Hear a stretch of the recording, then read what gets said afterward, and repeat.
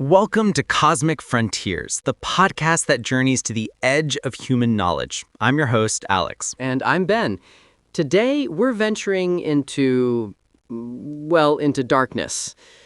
Imagine a region of space where gravity becomes an absolute tyrant. Okay. A force so overwhelming that even light, the fastest thing in the universe, cannot escape. A place where time itself is warped and stretched like taffy. Yeah, exactly. It sounds like pure science fiction, but this is the reality of black holes. It is. Arguably the most profound and mysterious objects we've ever encountered. Exactly. And they're not just cosmic vacuum cleaners, Right. They are the battleground where our two pillars of modern physics, general relativity for the very large and quantum mechanics for the very small, they just clash. Wow. Understanding them might just be the key to a unified theory of everything. So let's build one from the ground up. To really get a black hole, you need to know its three main parts.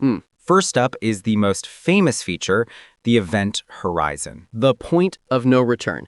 And it's crucial to understand this isn't a physical surface you could, touch. Right, it's not a wall. It's a one-way door in space-time. If you were in a spaceship getting closer and closer, the moment you cross that invisible line, Yeah? serious, all paths lead to the center. There is no going back. And this is where reality gets truly weird. Because of time dilation, if I were watching you fall in, I'd see your ship slow down, get redder, dimmer, and just seem to freeze at the event horizon for eternity. Wow. But from your perspective, you just cross it in a totally normal amount of time. Right. Completely unaware you just passed the point of no return. And what lies beyond that point? The singularity. This is the heart of the mystery. It's the concept of all the mass of a star, or billions of stars, crushed into a single point of infinite density. Frankly, our physics just breaks down. The equations give us nonsense. Yeah. It's the here be dragons on the map of the cosmos. A place where our understanding just stops. But here's the great paradox, yeah? For all that darkness, black holes create some of the most brilliant light shows in the universe. So tell us about the accretion disk. It's spectacular. As gas, dust, stars, whatever gets drawn in, it doesn't fall straight. Okay. It spirals, forming this massive flat disk, like water circling a drain. Wow. The attraction and gravity are so immense that the material heats up to millions of degrees, Right. blazing with more light than all the stars in its galaxy combined. That's how we find them, by looking for this violent glow. A cosmic lighthouse, basically, warning of the abyss. Yes. And these objects come in a whole range of sizes, like a cosmic family. Oh, absolutely. You have your common ones, the stellar mass black holes. Okay. They're typically, 5 to 100 times the mass of our sun, born from a single massive star exploding. And then you have the galactic royalty, the supermassive black holes.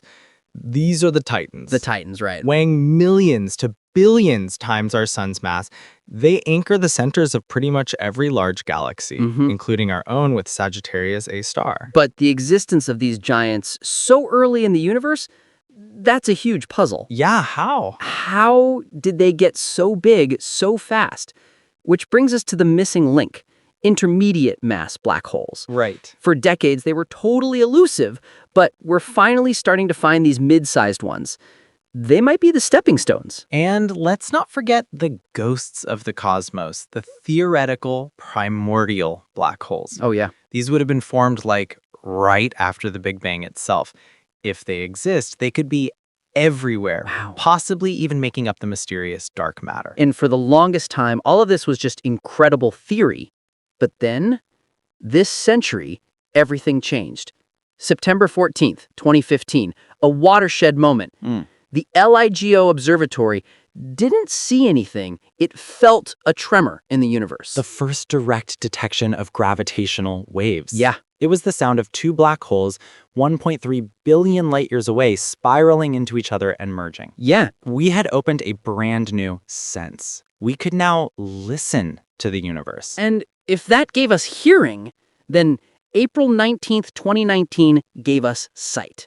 The Event Horizon Telescope, this global network of telescopes, Right, the whole planet. it captured the first ever direct image of a black hole's silhouette, the big one in M87. Incredible. And the discoveries are just accelerating. I mean, in the last year or two, we found the most voracious black hole ever, Right. devouring the equivalent of one sun per day.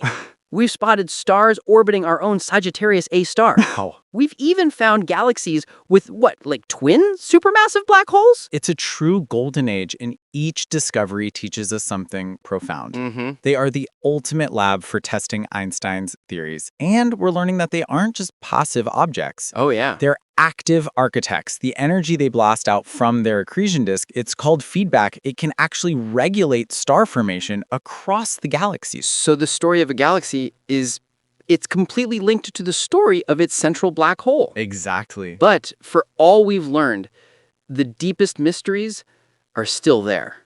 I mean, what is the singularity, really? What happens to the information that falls in? Is it just lost forever? Can we ever see the faint Hawking radiation that Stephen Hawking predicted? Frontier of what it even means to know something. Yeah. They force us to seek a more complete theory of gravity. So black holes aren't just cosmic oddities. They're engines of creation and destruction. Right. They shape the universe we see, and they're a beacon showing us the absolute limits of our understanding. Yeah. And they remind us that the universe is not only stranger than we imagine, but stranger than we can imagine. Now, here's a question for everyone to think about. We've learned that black holes and their galaxies grow up together in this complex symbiotic dance. Right. If that's the case, could a universe without black holes have ever formed the grand spiral galaxies we see, like our own Milky Way? And by extension, could a universe without black holes have ever given rise to us,